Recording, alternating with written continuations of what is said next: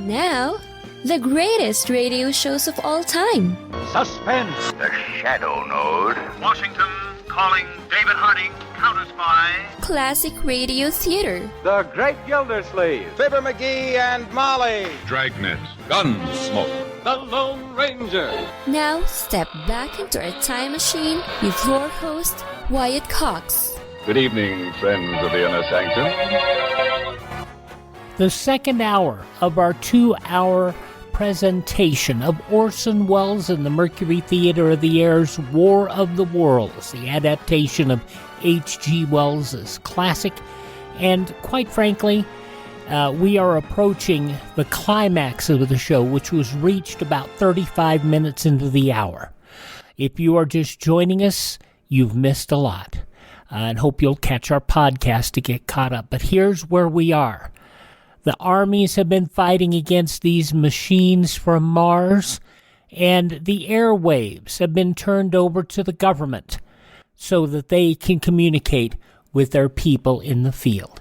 Let's return to the War of the Worlds, October 30th, 1938. This is Bayonne, New Jersey, calling Langham Field.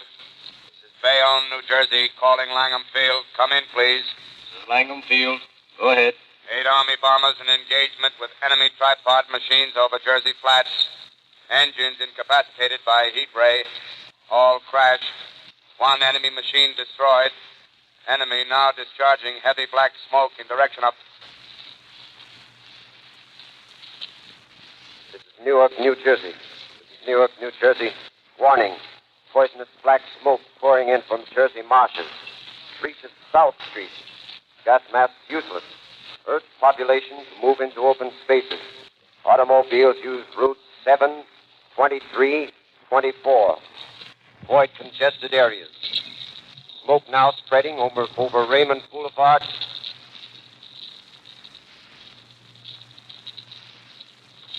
L calling CQ, 2X2L calling CQ, 2X2L calling 8X3R. Come in, please. This is 8X3R coming back at 2X2L. How's reception? Okay, please. Where are you, 8X3R? What's the matter? Where are you?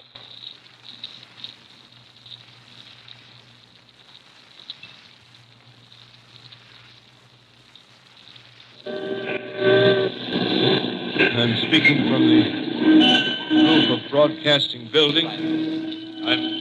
the roof of Broadcasting Building. New York City. The bells you hear are ringing to warn the people to evacuate the city as Martians approach. Estimated in the last 2 hours, 3 million people have moved out along the roads to the north. Hutchison River Parkway still kept open for motor traffic. Avoid bridges to Long Island, hopelessly jammed. All communication with Jersey Shore closed 10 minutes ago. No more defenses. Our army is wiped out. Artillery, Air Force, everything wiped out.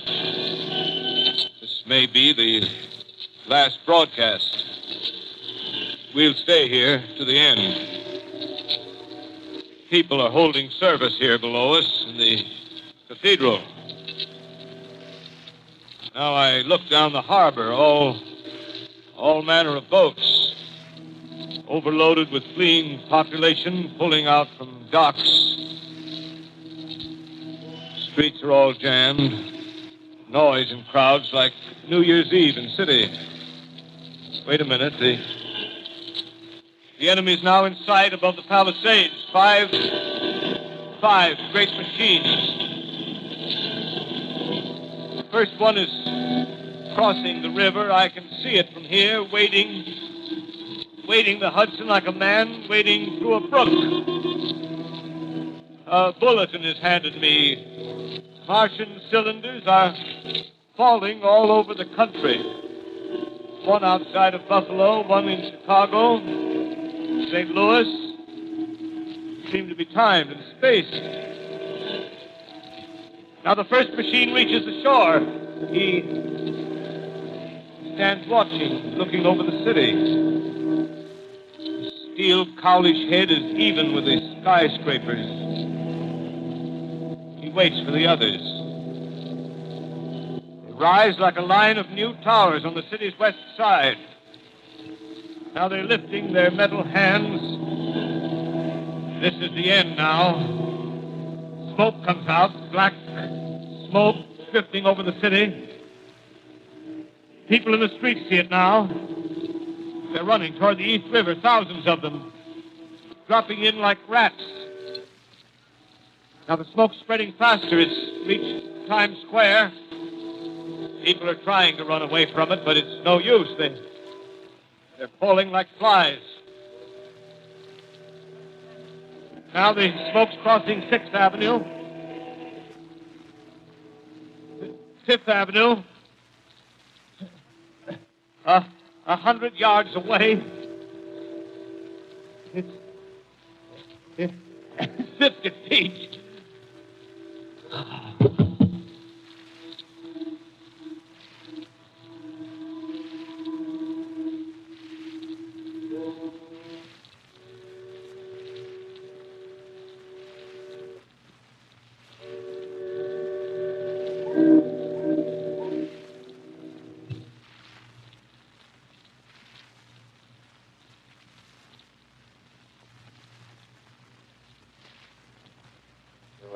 X2L calling CQ. 2X2L calling CQ. 2X2L calling CQ, New York. Isn't there anyone on the air? Isn't there anyone on the air? Isn't there anyone? 2X2L.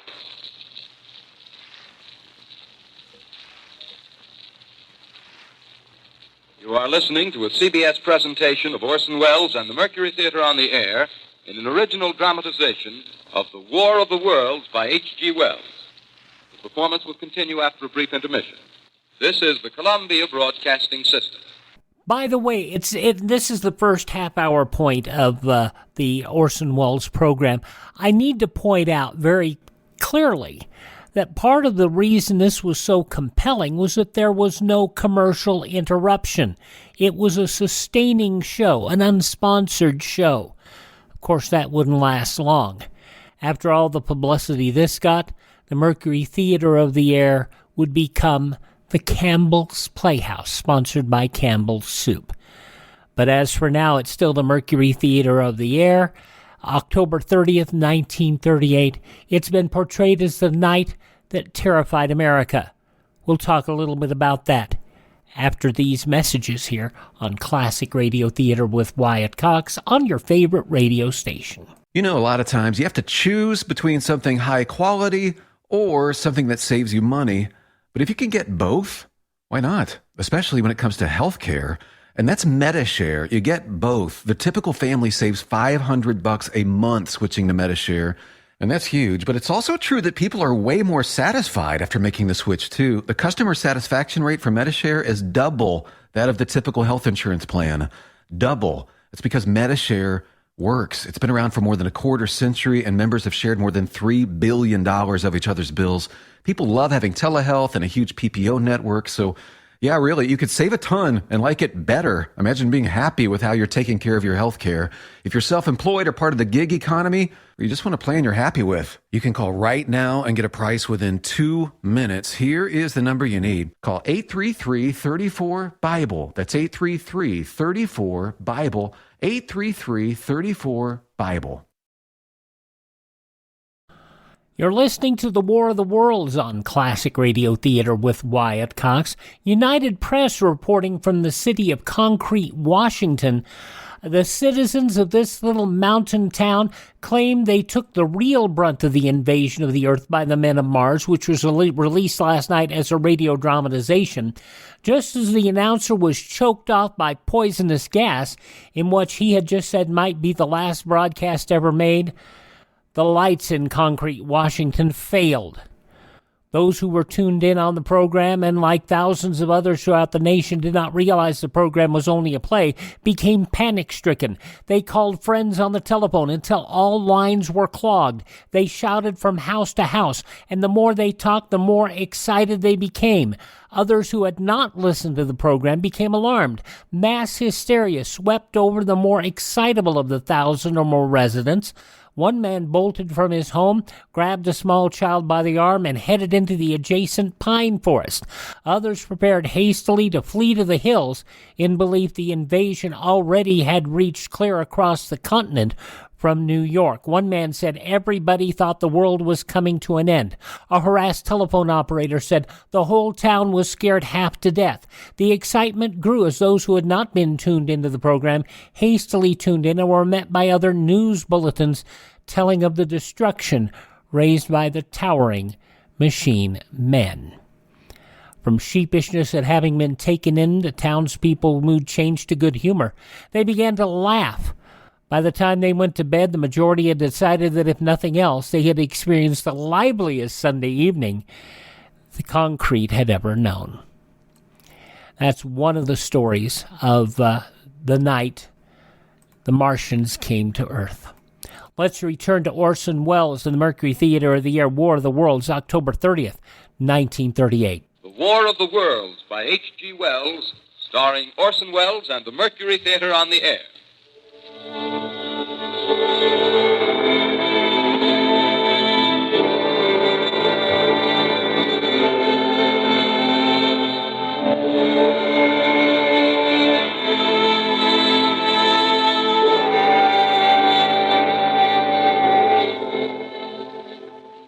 As I set down these notes on paper, I'm obsessed by the thought that I may be the last living man on Earth. I've been hiding in this empty house near Grover's Mill, a small island of daylight cut off by the black smoke of the rest of the world. All that happened before the arrival of these monstrous creatures in the world now seems part of another life. A life that has no continuity with the present. Furtive existence of a lonely derelict who pencils these words on the back of some astronomical notes bearing the signature of Richard Pearson. I look down at my blackened hands, my torn shoes, my tattered clothes, and I try to connect them with a professor who lives at Princeton and who, on the night of October 20th, glimpsed through his telescope an orange splash of light on a distant planet. My wife, my colleagues, my students, my books, my observatory, my world. Where are they? Did they ever exist? Am I Richard Pearson? What day is it? Do days exist without calendars? Does time pass when there are no human hands left to wind the clocks? In writing down my daily life, I tell myself I shall preserve human history between the dark covers of this little book that was meant to record the movements of the stars. But to write, I must live, and to live, I must eat. Find moldy bread in the kitchen and an orange not too spoiled to swallow. Keep watch at the window. From time to time, I catch sight of a Martian above the black smoke. Smoke still holds the house in its black coil, but at length there's a hissing sound, and suddenly I see a Martian mounted on his machine, spraying the air with a jet of steam as if to dissipate the smoke. I watch in a corner as his huge metal legs nearly brush against the house. Exhausted by terror, I fall asleep. Morning. Sun streams in the window. A black cloud of gas is lifted, and the scorched meadows to the north look as though a black snowstorm had passed over them. I venture from the house. I make my way to a road, no traffic. Here and there a wrecked car, baggage overturned, a blackened skeleton. Push on north. For some reason I feel safer trailing these monsters than running away from them. And I keep a careful watch. I've seen the Martians feed. Should one of their machines appear over the top of trees, I'm ready to fling myself flat on the earth. Come to a chestnut tree. October. Chestnuts are ripe. Fill my pockets. Just keep a line. 2 days I wander in a vague northerly direction through a desolate world. Finally, I noticed a living creature.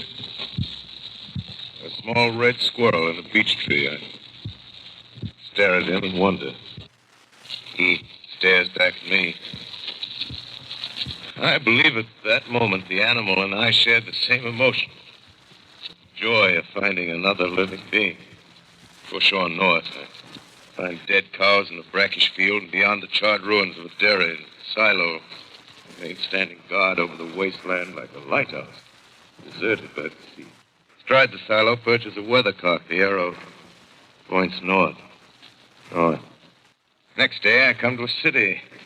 City vaguely familiar in its contours, yet its buildings strangely dwarfed and leveled off as if a giant had sliced off its highest towers with a capricious sweep of his hand. Reached the outskirts, I found Newark. Newark, undemolished but humbled by some whim of the advancing Martians. Presently, with an odd feeling of being watched, I caught sight of something crouching in a doorway. I made a step toward it. Rose up and became a man. A man armed with a large knife. Stop. I come from many places. A long time ago, from Princeton. Princeton? That's near Grover's Mill. Yes. Grover's Mill. There's no food here. This is my country. All this end of town down the river. There's only food for one. Which way are you going? I don't know.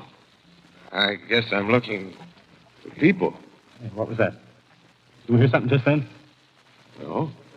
Only a bird. A live bird. You get to know that birds have shadows these days. Say, we're in the open here. Let's crawl in this doorway here and talk. Have you seen any Martians? No. They're going over to New York. Tonight, the sky's alive with their lights, just as if people were still living. By daylight, you can't see them. 5 days ago, a couple of them carried something big across the flats from the airport. I think they're learning how to fly. Fly? Yeah, fly. Then it's all over with humanity. Stranger, there's still you and I. 2 of us left. They got themselves in solid. They wrecked the greatest country in the world. Those green stars, they're probably falling somewhere every night. They've only lost one machine. There isn't anything to do. We're done. We're licked. Where were you? You're in a uniform. Yeah, what's left of it. I was in the militia. National Guard. That's good. There wasn't any war. Any more than there's war between men and ants. Yes, but we're eatable ants. I found that out. What'll they do to us? I thought it all out. Right now, we're caught as we're wanted. A Martian only has to go a few miles to get a crowd on the run. But they won't keep on doing that. They'll begin catching us systematic, like keeping the best and storing us in cages and things. They haven't begun on us yet. Begun? Not begun. All that's happened so far is because we don't have sense enough to keep quiet, bothering them with guns and such stuff and losing our heads and rushing off in crowds. Now, instead of our rushing around blind, we got to fix ourselves up according to the way things are now. Cities, nations, civilization, progress. Yes, but if that's so, what is there to live for? Well, there won't be any more concerts for 1,000,000 years or so, and no nice little dinners at restaurants. If it's amusement you're after, I guess the game's up. What is there left? Life, that's what. I want to live. Yeah, and so do you. We're not going to be exterminated. And I don't mean to be caught either. Tamed and fattened and bred like an ox. What are you going to do? I'm going on. Right under their feet. I got a plan. We men as men, we're finished. We don't know enough. We got to learn plenty before we got a chance. We've got to live and keep free while we learn, see? I've thought it all out, see? Well, tell me the rest. Well, it isn't all of it that are made for wild beasts. That's what it got to. That's what it got to be. That's why I watched you. All those little office workers that used to live in these houses. They be no good. They haven't any stuff in them. They run off to work. I've seen hundreds of them running to catch their commuter's train in the morning. Afraid they could can if they didn't. Running back at night. Afraid they wouldn't be in time for dinner. Lives insured and a little invested in case of accidents. Yeah, and on Sundays, worried about the hereafter. Well, the Martians, they'll be a godsend for those guys. Nice roomy cages, good food, careful breeding, no worries. Yeah, after a week or so of chasing around the fields on empty stomachs, they'll come and be glad to be caught. You've thought it all out, haven't you? Sure, you bet I have. That isn't all. These Martians are going to make pets of some. Train them to do tricks. Who knows, get sentimental over the pet boy who grew up and had to be killed. Yeah, And some, maybe, they'll train to hunt us. Oh, no, it's impossible. Human. Yes, they will. There's men who do it gladly. One of them ever comes after me, by... In the meantime, you and I and others like us, where are we to live when the Martians own the Earth? I got it all figured out. We'll live underground. I've been thinking about the sewers. Under New York, there are miles and miles of them. The main ones, they're big enough for anybody. Then there's cellars, vaults, underground storerooms, railway tunnels, subways. You begin to see, huh? We'll get a bunch of strong men together. No weaklings. That rubbish, out. As you meant me to go. All right. Give you a chance, didn't I? Won't quarrel about that. Go on. Well, we got to make safe places for us to stay in, see? Get all the books we can. Science books. That's where men like you come in, see? We raid the museums. We'll even spy on the Martians. May not be so much we have to learn before... Listen, just imagine this. 4 or 5 of their own fighting machines suddenly start off. Heat rays right and left, not a Martian in them. Imagine having one of them lovely things with its heat ray wide and free. We turn it on Martians, we turn it on men. We bring everybody down on their knees. That's your plan. October 30th, 1938, The War of the Worlds, the conclusion when Classic Radio Theater with Wyatt Cox continues.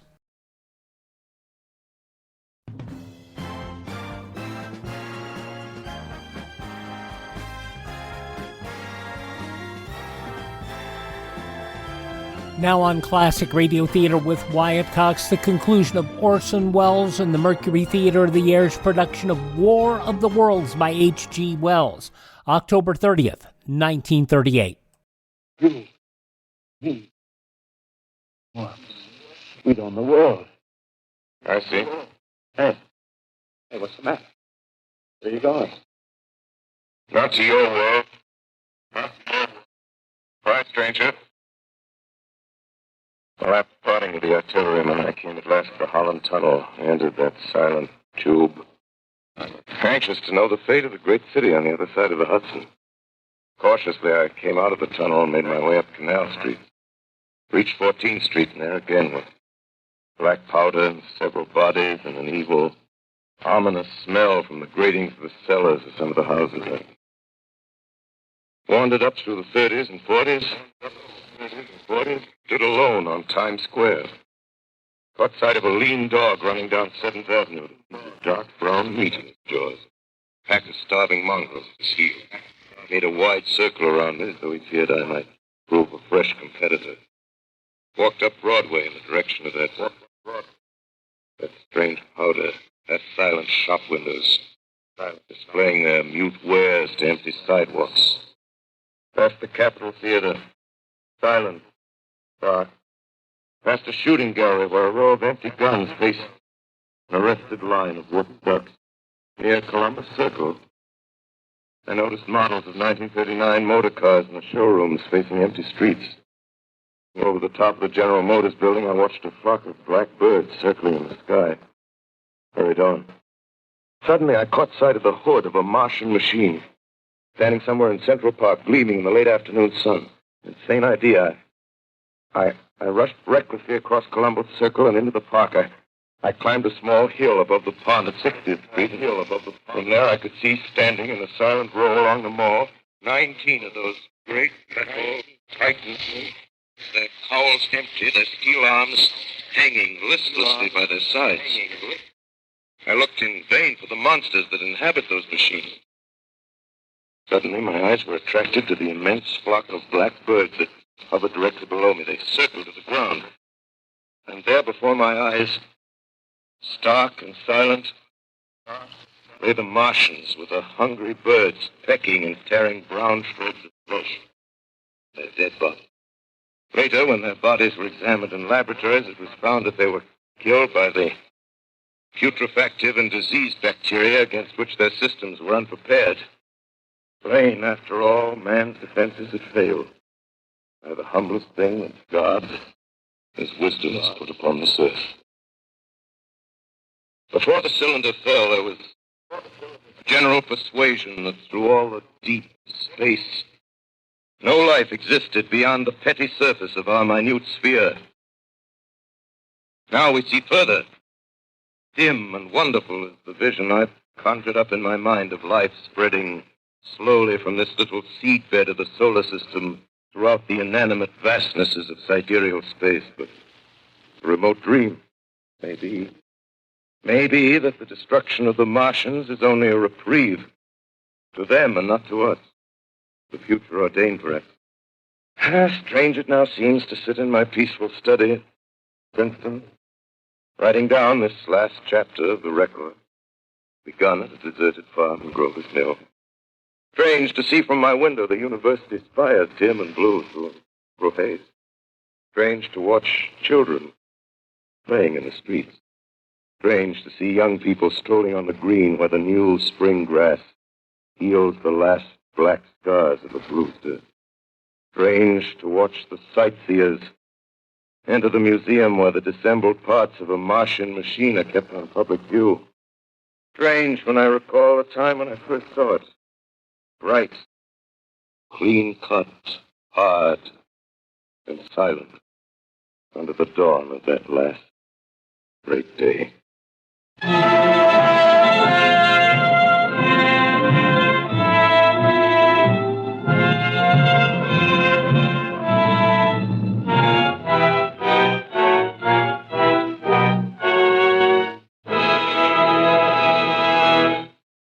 This is Orson Welles, ladies and gentlemen.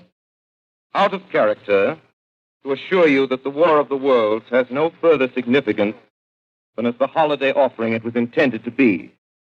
Mercury Theater's own radio version of dressing up in a sheet and jumping out of a bush and saying boo. Starting now, we couldn't soap all your windows and steal all your garden gates. By tomorrow night, so we did the best next thing. We annihilated the world before your very ears and utterly destroyed the CBS. You will be relieved, I hope, to learn that we didn't mean it, and that both institutions are still open for business. So goodbye, everybody, and remember, please, for the next day or so, the terrible lesson you learned tonight. That grinning, glowing, globular invader of your living room is an inhabitant of the pumpkin patch, and if your doorbell rings and nobody's there, that was no Martian, it's Halloween.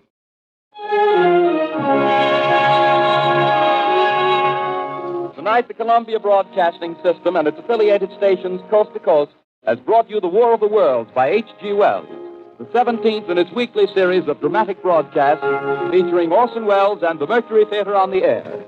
Next week, we present a dramatization of 3 famous short stories. This is the Columbia Broadcasting System.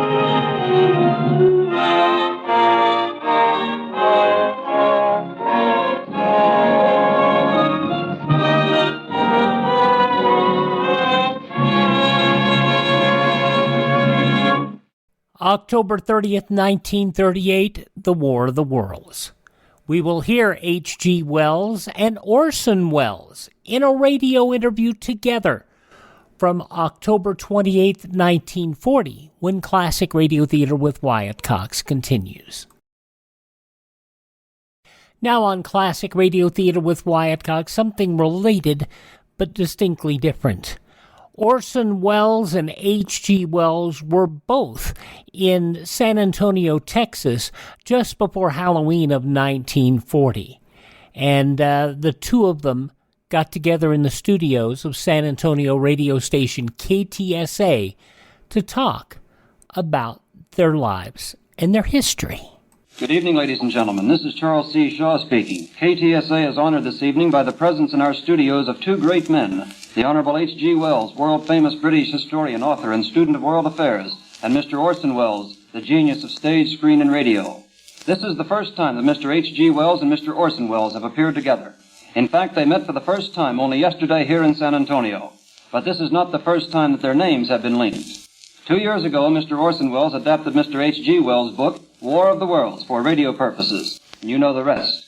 Revising the story somewhat, Mr. Orson Welles depicted an invasion of the United States by men from Mars. Although he explained it numerous times during the program that it was fictitious, the country at large was frightened almost out of its wits. Men called radio stations offering to enlist against the Martians. Others were panic-stricken. The realism of the production, frightening though it was a tribute to Mr. Orson Welles' genius. And thus the name of Welles, H.G. W.E.L.L.S. and Orson W.E.L.L.E.S. became linked. Mr. H.G. Wells, in the opinion of many, is the world's most famous man of letters. He has come to San Antonio to address the United States Brewers Association, and Mr. Orson Welles is here for a town hall forum address Wednesday. In this meeting of great minds, I feel rather inconspicuous, and the less I have to say, the better you listeners will like it. But first, could I interest you gentlemen in a discussion of Mr. Orson Welles' broadcast of Mr. H.G. Wells' book, The War of the Worlds. Are you turning the meeting over to us, sir? I am, for the moment. He's turning it over to us. Well, I've had a series of the most delightful experiences since I came to America. But the best thing that has happened so far is meeting my little namesake here, Orson. I find him the most delightful carrier. He carries my name and an extra E that I hope he'll drop sooner or later. See no sense in it. And I've known his work before he made this sensational Halloween spree. Are you sure there was such a panic in America, or wasn't it your Halloween fun? I think that's the nicest thing that a man from England could possibly say about the men from Mars. Because Mr. Hitler made a good deal of sport of it, you know, and actually spoke of it in the great Munich speech, you know. And there were floats in Nazi parades. Much else to say. That's right. There isn't much else to say. And it's supposed to show the corrupt condition and decadent state of affairs in democracies that the War of the Worlds went over as well as it did. I think it's very nice of Mr. Wells to say that not only I didn't mean it, but the American people didn't mean it. That was our impression in England. We had articles about it, and people said, have you never heard of Halloween in America when everybody pretends to see ghosts?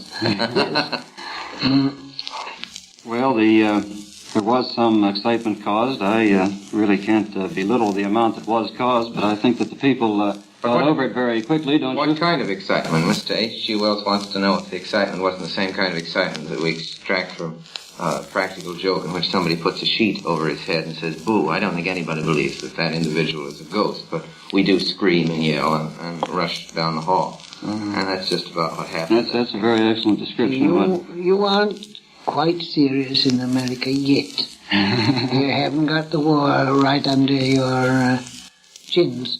And the consequence is you can still play with ideas of terror and conflict. Do you think that's good or bad? It's a natural thing to do until you're right up against it. So it ceases to be a game. And then it ceases to be a game. Well, now, here's a thought. Some of Mr. H.G. Wells' writings are termed fantastic, and a few years ago, well might they have been conceived such. The Shape of Things to Come, which told of a long internecine war, was such a fantasy. But, Mr. Orson Welles, do you think that it's so fantastic in view of today's events? It certainly is not so fantastic, and the one question that Mr. Wells has spoken of, not only in The Shape of Things to Come, but has hinted at or directly prophesied such a state of affairs following a wasting war and a return to a feudalism from which the world would find itself again. And today in Mr. Wells's lecture, he said quite the most interesting thing that I've heard in a long time. He said that he'd commenced just recently to ask himself if there was any reason why mankind should so emulate the phoenix and should so get itself out of its mess. He proposed a couple of solutions, but he did admit that there was a possible excuse for a gloomy point of view, and that it would be good to be realistic about it and not to dismiss the gloomy point of view anymore. Perhaps the time had come to look ahead, since the future, Mr. Wells's future, which we've always adored and never really understood, is suddenly upon us. And we are living right now in that famous H.G. Wells future, which we all knew about. Now, before we get away from this microphone, tell me about this film of yours that you've been producing. You're a producer, aren't you? That's right. art director, you're everything. Well, Mr. Wells... What's the film called? It's called Citizen Kane. Citizen Kane, yes. Not C-A-I-N. No, K-A-N-E, and this is, of course, the kindest and most gracious possible thing to do. Mr. Wells is making it possible for me to do what in America is spoken of as a plug. And he understands. Fine old American. I don't understand these words. Yes. You understand the value, however. Mr. Wells wants me to tell you that I have made a motion picture, and he's kind enough to ask me a leading question concerning it.